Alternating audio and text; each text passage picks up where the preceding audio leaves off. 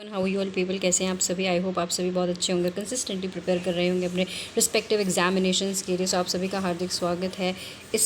आज हम करने वाले हैं IBPS PO का जैसे एग्ज़ाम जो है IBPS PO preliminary exam is around the corner guys, and 22 को भी है और 23 को भी है। तो उसके लिए हम आज से एक सीरीज़ शुरू कर रहे हैं। डेली एक प्रैक्टिस सेशंस लेकर आएंगे हम क्वेश्चंस का। सो जिन्होंने भी अभी तक चैनल को सब्सक्राइब नहीं किया है, प्लीज़ सब्सक्राइब कीजिए चैनल को, ताकि आप कैसे ही इंपॉर्टेंट वीडियोस को मिस ना करें। सो आज हम करेंगे सिंगल फिलर्स करेंगे, जो कि लेकिन ये सिर्फ IBPS PO के लिए ही इम्पॉर्टेंट नहीं है। आप किसी भी बैंक एग्जामिनेशन की प्रिपरेशन कर रहे हैं, वो सब के लिए इम्पॉर्टेंट है। ठीक है जी। सो हमारा पहला क्वेश्चन है आज का। आप किसी भी एग्ज़ाम के लिए इस वीडियो को देख सकते हैं, आपके लिए फ़ायदा ही होगा इससे। और चाहे वो IBPS क्लर्क हो, SBI PO हो, SBI क्लर्क हो, RBI असिस्टेंट हो, कोई भी एग्ज़ाम हो, RRB क्लर्क मेंस हो या RRB PO मेंस हो, कोई भी हो, सबके लिए, इंश्योरेंस एग्जामिनेशन सबके लिए बेनिफिशियल है। सो एनीवे हम हमारे क्वेश्चन पे मूव करते हैं। सो हमारा पहला क्वेश्चन है आज का, the delicate fiscal balance remains hostage to the dash of unpredictable geopolitical factors such as trade tensions। यानी कि जो अभी नाजुक सी हमारा फिस्कल बैलेंस बना हुआ है, अभी भी बंधक बना हुआ है या भी कैदी बना हुआ है। किस चीज़ का बना हुआ है? अनप्रेडिक्टेबल जियोपॉलिटिकल फैक्टर्स में, और ट्रेड टेंशंस बढ़ती चली जाने, क्या बना हुआ है। एक चीज़ और, फिलर्स के क्वेश्चन सॉल्व करते हुए हमें सबसे पहले कुछ चीज़ों का ध्यान रखना होता है। पहला, हमारी वोकेबलरी बहुत स्ट्रांग होनी चाहिए। दूसरा जो है, हमें टोन पकड़नी आनी चाहिए क्वेश्चंस की। और तीसरा, हमें पार्ट ऑफ स्पीच जो है पता होना चाहिए कि कौन सा वर्ड किस वर्ड को मॉडिफाई करता है। उसके अकॉर्डिंग ये 3 पॉइंट्स जो है हमें फिलर्स के क्वेश्चन सॉल्व करने में बहुत ज़्यादा हेल्प करते हैं। सो यहाँ पे देखिए आर्टिकल द लगा हुआ है। आर्टिकल द हमेशा जो है नाउन के बारे में बताता है। सो जो हमारी अभी नाजुक सी बैलेंस, अभी भी फिस्कल बैलेंस जो है अभी भी बंधक बना हुआ है। क्यों बना हुआ है? और बहुत ही ज़्यादा अनप्रेडिक्टेबल जियोपॉलिटिकल फैक्टर्स हमें देखने को मिल रहे हैं, ट्रेड टेंशंस देखने को मिल रही है। सो क्या होगा? Delicate fiscal balance remains hostage to the epitome है। एपिटोम का मतलब तो होता है परफेक्ट एग्जाम्पल है। रिप्रेजेंटेटिव है, आप किसी चीज़ को रिप्रेजेंट कर रहे हो। नहीं, वेगरीज, यस, ऑडिटी देखने को बहुत ज़्यादा मिल रही है, क्योंकि ये जो नाजुक सा फिस्कल बैलेंस है अभी भी बंधक बना है, क्योंकि बहुत सारी वेगरीज हैं, बहुत सारी ऐसी चीज़ें, ऑड चीज़ें देखने को मिल रही हैं जो कि अनप्रेडिक्टेबल है। ठीक है। सो इसका आंसर जो होगा वो होगा वेगरीज। ठीक है जी।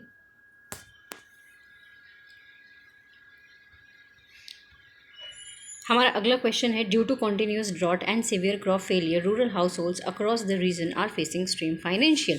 यानी कि लगातार सूखा पड़ने की वजह से और क्रॉप के फेलियर होने की वजह से रूरल हाउस होल्ड्स पूरे क्षेत्र में जो है कुछ एक्सट्रीम फाइनेंशियली तौर पे फेस कर रहे हैं। क्या कर रहे होंगे फाइनेंशियली तौर पे? क्या फेस करेंगे? प्रॉस्पेरिटी। भाई अगर प्रॉस्पेरिटी है तो फिर फेलियर क्यों होगा? अच्छी बात है ना प्रॉस्पेरिटी होना। तो यस, डिस्ट्रेस फेस कर रहे हैं, यानी बहुत ज़्यादा दुखी हैं, बहुत ज़्यादा कष्ट में हैं, बहुत ज़्यादा पीड़ा सह रहे हैं, क्योंकि भाई साहब उनकी फसल अच्छी नहीं हुई है, सूखा पड़ गया है। हमारा अगला क्वेश्चन है आज का, that is rather than getting trapped in dash schemes that never take off the government should revive key manufacturing sectors. यानी कि ऐसी स्कीम्स में ट्रैप होने की बजाय जो कभी शुरू नहीं होती हैं, गवर्नमेंट को जो है मैन्युफैक्चरिंग सेक्टर्स को रिवाइव करना चाहिए। कैसी चीज़ों में ट्रैप नहीं होना चाहिए? इन है ना। स्कीम देखिए, स्कीम जो है नाउन है हमारा, नाउन को मॉडिफाई कौन करता है? एडजेक्टिव करता है। ठीक है। तो यहाँ पे कोई ना कोई जो है नेगेटिव वर्ड का वर्ड आने वाला, नेगेटिव टोन का वर्ड आने वाला है। तो देखिए, रोबस्ट का मतलब स्ट्रॉन्ग होता है, प्रैग्मेटिक प्रैक्टिकल होता है, लिक्विडेटिव प्रॉफिटेबल होता है, इफेक्टिव मतलब बहुत अच्छे से आपने किसी चीज़ को किया। तो unviable will be the answer of this particular question, कि ऐसी कोई चीज़ जो पॉसिबल ही नहीं है, ऐसी जो स्कीम्स जो पॉसिबल ही नहीं है, जो शुरू ही नहीं होती, इन स्कीम्स में फंसने की बजाय जो है गवर्नमेंट को क्या है, मैन्युफैक्चरिंग सेक्टर को रिवाइव करना चाहिए। ठीक है जी। हमारा अगला क्वेश्चन है आज का, that is the monetary policy committee decided to dash की interest rate to curb persistent liquidity and rising inflation. So बढ़ती हुई महंगाई को रोकने के लिए और पैसे को कंट्रोल करने के लिए मॉनेटरी पॉलिसी कमेटी ने क्या डिसाइड किया होगा कि इंटरेस्ट रेट को क्या कर देना चाहिए? ऑफकोर्स हाइक कर देना चाहिए। ठीक है। प्लंज का मतलब होता है ठप्प से कोई चीज़ नीचे आ गई। डिटेरियोरेट का मतलब भी होता है धीरे धीरे कोई चीज़ कमज़ोर होती चली जा रही है। डाइल्यूट का मतलब भी कम होना होता है। एस्केलेट इसका आंसर हो सकता था, लेकिन जब हम दो आंसर्स में कंफ्यूज होते हैं तो हमें जो बेस्ट आंसर होता है वो चूज़ करना होता है। So hike will be the right answer of this particular question over here. So interest rate क्या करेंगे? यहाँ पे मॉनेटरी पॉलिसी कमेटी ने डिसाइड किया है कि वो इंटरेस्ट रेट को हाई कर देंगे, सो दैट जो बढ़ती हुई इन्फ्लेशन है उसको रोका जा सके। ठीक है जी। हमारा अगला क्वेश्चन है आज का, that is persistent food and fuel inflation has severely dash the purchasing power of middle class house hold in urban areas. तो शहरों में क्या है, लगातार फूड और फ्यूल की जो महंगाई है वो बढ़ती चली जा रही है। इसकी वजह से देखिए महंगाई बढ़ेगी अगर, तो कंज्यूमर की परचेजिंग पावर इंक्रीज होगी या डिक्रीज होगी। ऑफकोर्स महंगाई बढ़ेगी तो इंसान कम पर खर्चा करेगा, कम पैसा खर्च करेगा। सो इसका आंसर होगा persistent food and fuel inflation has severely eroded the purchasing power of middle class house hold in urban areas. तो शहरों में महंगाई बढ़ने की वजह से जो कंज्यूमर की परचेसिंग पावर है वो कम हो गई है, घट गई है। ओके जी। हमारा अगला क्वेश्चन है, हमारा जो अगला क्वेश्चन है, कहाँ गया, हाँ, हमारा अगला क्वेश्चन है question number 6, the emergency board meeting of the bank was dash until next Friday due to absence of key executive members. तो जो इंपॉर्टेंट एग्जीक्यूटिव मेंबर्स जो थे, फ्राइडे तक कोई इमरजेंसी बोर्ड की मीटिंग थी बैंक की, वो नेक्स्ट फ्राइडे तक चली गई है क्योंकि इंपॉर्टेंट एग्जीक्यूटिव मेंबर्स नहीं थे। तो क्या आंसर आएगा, एडजर्न कर दी गई, ऑफकोर्स एडजर्न कर दी गई। एडजर्न का मतलब होता है स्थगित कर दी गई है या आगे के लिए टाल दिया गया है, डिले हो गई है, ये भी कह सकते हैं, पोस्टपोन कह सकते हैं आप। इसके लिए एक फ्रेजल वर्ब होती है जो बहुत इंपॉर्टेंट है, दैट इज पुट ऑफ, ये भी बोल सकते हैं। ठीक है, अदर वर्ड्स की मीनिंग देख लेते हैं। कन्वीन का मतलब होता है मीटिंग बुलाना होता है, इनिशिएटेड का मतलब शुरू होना होता है, फॉर्मुलेटेड का मतलब होता है आपने किसी चीज़ का गठन किया है, स्थापना करी है, किसी चीज़ की अपने फॉर्मुलेट किया है। एसिलरेटेड का मतलब होता है कि कोई चीज़ बढ़ गई है। Moving ahead on the next question people, हमारा अगला क्वेश्चन है, to prevent further defaults commercial banks have chosen to dash credit evaluation norms for corporate borrowers. तो लगातार जो डिफ़ॉल्ट्स बढ़ते चले जा रहे थे उनको रोकने के लिए कमर्शियल बैंक ने कुछ चूज़ किया कि जो लोन की एवेल्यूएशन जो नियम है कॉर्पोरेट बोरोवर्स में, क्या किया होगा लोन के नियम के साथ। ऑफकोर्स डिफ़ॉल्टर्स को रोकने के लिए या फिर जो भी हमारे फ्रॉड्स वगैरह होते हैं जो पैसा लेके भाग जाते हैं, सेंट्रल बैंक ने ये सोचा है कि भैया हम लोन के जो नियम हैं उनको टाइट कर देंगे। ठीक है, रिलैक्स नहीं करेंगे, टाइट कर देंगे। ठीक है, सख्ती बढ़ देंगे बेसिकली जो लोन लेके भाग जाते हैं। ठीक है, अगले अदर वर्ड्स की मीनिंग जान लेते हैं। रिलैक्स का मतलब होता है आप आराम से हो, अबेंडन मतलब छोड़ दे, डिसरिगार्ड मतलब आप किसी की इज्जत नहीं कर रहे हो, वेव का मतलब होता है बेसिकली आपने किसी चीज़ को शुरू कर दिया है। वेव द लोन है ना, लोन मिल गया आपको। यूजुअली लोन के साथ यूजुअली ये वर्ड यूज़ होता है, वेव द लोन। ए भाई क्यों भाग रहा है। हाँ जी, हमारा अगला क्वेश्चन है आज का question number 8, the integration of advance AI tools in customer service is expected to dash response processing time significantly. यानी कि जिस तरीके से हम इंटीग्रेट करते जा रहे हैं, इकट्ठे एडवांस एआई टूल्स का इस्तेमाल कर रहे हैं, कस्टमर सर्विस जो है मानकर चल रही है कि कैसा रिस्पॉन्स देखने को मिलेगा टाइम में significantly. Integration of advance AI tools in customer service is expected to dash response processing time significantly. Of course time कम लगेगा जब हम एआई से कोई चीज़ करेंगे। तो ऑफकोर्स जो काम हम 10 घंटे में करते थे या कंप्यूटर से पीसी से पे काम करते थे, हमें बहुत टाइम लगता था चीज़ों को एडिट करने में, लेकिन अब तो एआई कर देता है सब कुछ, आर्टिफिशियल इंटेलिजेंस कर देता है। तो हमारा जो टाइम होगा वो सिग्निफिकेंटली कम होगा, यानी कि कर्टेल होगा। ठीक है, इम्पीड का मतलब होता है रोकना किसी चीज़ को, प्रोलॉन्ग का मतलब होता है लंबे तक जाना, हैम्पर का मतलब रोकना होता है, एजिटेट का मतलब होता है आप अनर्व हो रहे हो, गुस्सा हो रहे हो, बहुत ज़्यादा चिड़चिड़े हो रहे हो।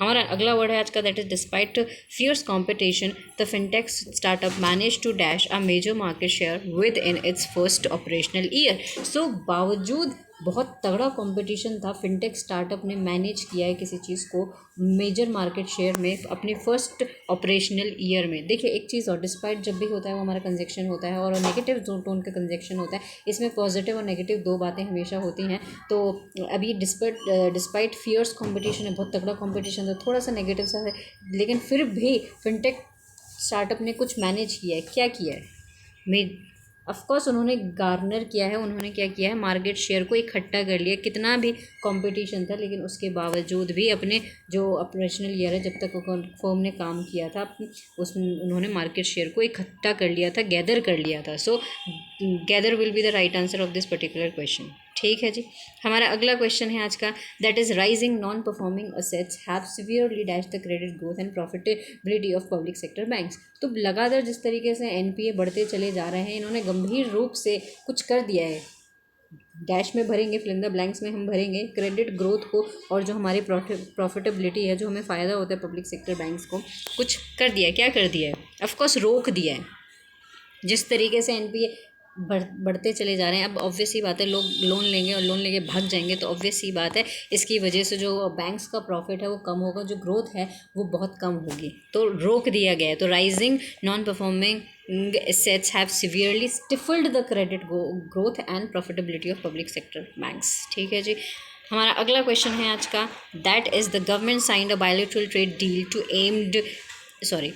Aimed to dash diplomatic relations and promote regional investments. So सरकार ने जो है एक द्विपक्षीय ट्रेड डील को जो है साइन किया है, और उनका उद्देश्य है कुछ इस फिल इन द ब्लैंक्स में हम भरेंगे कि हमें डिप्लोमेटिक रिलेशंस को और रीजनल इन्वेस्टमेंट्स को प्रमोट करना है। तो ऑफकोर्स ये पॉजिटिव टोन का सेंटेंस है, और इसमें हम क्या करेंगे, सिवियर नहीं हो सेवर नहीं होगा, फोर्टिफाई, हमें ऑफकोर्स फोर्टिफाई करना है द्विपक्षीय संबंधों को। इसीलिए जो ये बायलेटरल ट्रेड हुई है, इसका उद्देश्य यही है कि हम जो हैं अपनी द्विपक्षीय संबंधों को और ज़्यादा मजबूत करें, इसीलिए तो हमारी डील्स वगैरह होती हैं देश की। हमारा अगला क्वेश्चन है आज का, that is unplanned urban sprawl has invited nature's dash in the form of frequent flash flooding and severe heat waves. यानी कि जिस तरीके से हम बिना किसी प्लानिंग के अर्बन मतलब शहरी क्षेत्रों का बढ़ावा करते चले जा रहे हैं, हमने इन्वाइट किया है नेचर की किसी चीज़ को किया, किस चीज़ को किया, वो फिल इन द ब्लैंक्स में हम भरेंगे, इन the form of frequent flash flooding and severe heat waves. यानी कि जिस तरीके से हम बिना सोचे समझे जो है अर्बन क्षेत्रों को बढ़ाते चले जा रहे हैं, इससे प्रकृति का डैश आया है,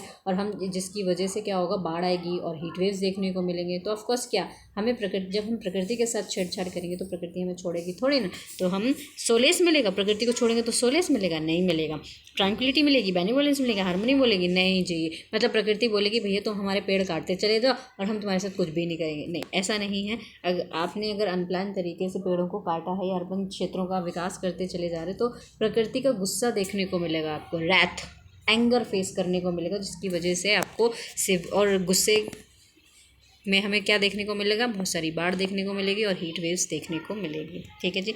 हमारा नेक्स्ट क्वेश्चन है आज का, that is the internal forensic audit revealed multiple major dash in the annual financial statement of the firm. जो हमारी इंटरनल फॉरेंसिक की जब जाँच करी गई थी, तो उसने सामने लेकर आए हैं बहुत सारे मेजर। अब मेजर है एडजेक्टिव है, हमें नाउन चाहिए होगा यहाँ पे, ठीक है। मेजर कुछ सामने देखने को मिला है, जो हमारी साल भर की जो फाइनेंशियल स्टेटमेंट आती है फर्म की, क्या देखने को मिला है, ऑफकोर्स डिस्क्रिपेंसीज देखने को मिली है। कुछ अच्छी चीज़ थोड़ी उजागर हुई होगी, उजागर हुआ है डिस्क्रिपेंसीज, यानी कि जो आंतरिक फॉरेंसिक ऑडिट हुआ था यानी चेकिंग हुई थी, उसमें सामने आएगी बहुत सारे डिस्क्रिपेंसीज, बहुत सारे फ्लॉज, बहुत सारे घपले कह सकते हो, प्रॉब्लम्स कह सकते हो, देखने को मिले थे एनुअल फाइनेंशियल स्टेटमेंट्स में। ठीक है जी। हमारा अगला क्वेश्चन है आज का,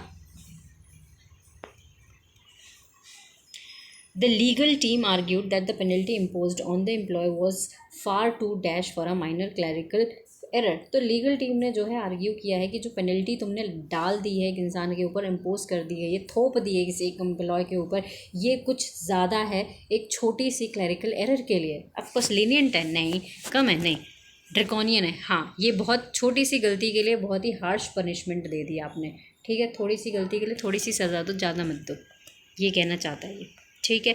हमारा अगला क्वेश्चन है आज का, that is the sudden and unexpected exit of the CEO caused widespread dash among institutional investors and stakeholders. तो जो ये अचानक से जो है CEO को बाहर निकाल दिया गया है, या CEO जो है बाहर चले गए, इसकी वजह से बड़े पैमाने पर कुछ हुआ है इंस्टीट्यूशनल इन्वेस्टर्स और स्टेक होल्डर्स के बीच में। क्या हुआ होगा बताइए?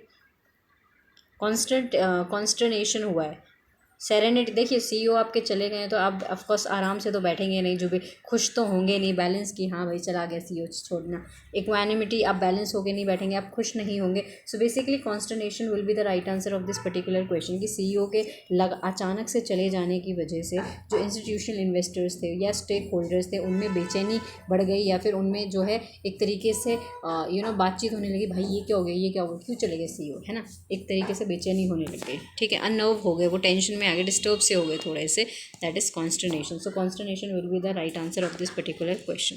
ठीक है जी। सो अब एक चीज़, ये हमारे 15 क्वेश्चंस ख़त्म होते हैं यहाँ पे, और एक चीज़ मैं बताना चाहूँगी, जो टिप्स मैं देना चाहती हूँ, कोई भी आप एग्ज़ाम देते हैं, बैंकिंग एग्जामिनेशन का या कोई भी कॉम्पिटिटिव एग्जामिनेशन देते हैं, अगर फिलर्स के क्वेश्चन आ रहे हैं तो उसमें ये सारे पॉइंट्स आपको ध्यान रखने की ज़रूरत है। कि देखिए वोकैबलरी बहुत इंपॉर्टेंट रोल प्ले करती है, जैसे कि मैंने बताया पार्ट ऑफ स्पीच बहुत ज़्यादा इंपॉर्टेंट रोल प्ले करती है, टोन बहुत ज़्यादा इंपॉर्टेंट करती है सेंटेंस की, आप किस तरीके से उसको फिल करो। इसके अलावा if I talk of IBPS prelims examination या कोई भी बैंकिंग एग्जामिनेशन, इसमें जो 70% जो सिंगल फिलर्स के क्वेश्चंस आते हैं वो कॉन्टेक्चुअल वोकैबुलरी पे बेस्ड होते हैं और 30% किसी ईडियम पे या फ्रेजल वर्ब्स पे जो है वो डिपेंडेंट होते हैं। ठीक है जी, सो हमेशा क्रॉस चेक करना है कि वर्ड कौन सा फिट होने वाला है, वो ग्रामेटिकली फिट होगा या ईडियम तरीके से ये ईडियम होगा या फ्रेजल वर्ब होगा, या किस टोन का, पॉजिटिव तरीके से होगा, नेगेटिव तरीके से होगा, किस तरीके की वोकैबुलरी जो है कॉन्टेक्चुअली उस पर फिट बैठ रही है। We need to check.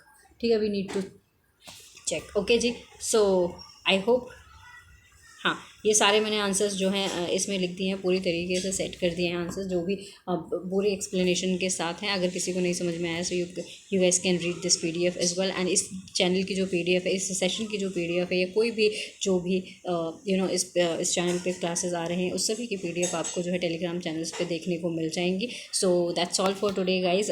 कल हम एक और सेशन के साथ आएंगे और कल हम करेंगे cloze test. So thanks for watching guys. If you genuinely like this video, genuinely like this practice session, don't forget to like, share and subscribe. मिलते हैं नेक्स्ट वीडियो में। And yes, if you want to get this sessions PDF, you need to join telegram channel @yadavpuja official। मिलते हैं next video में, तब तक के लिए बाय।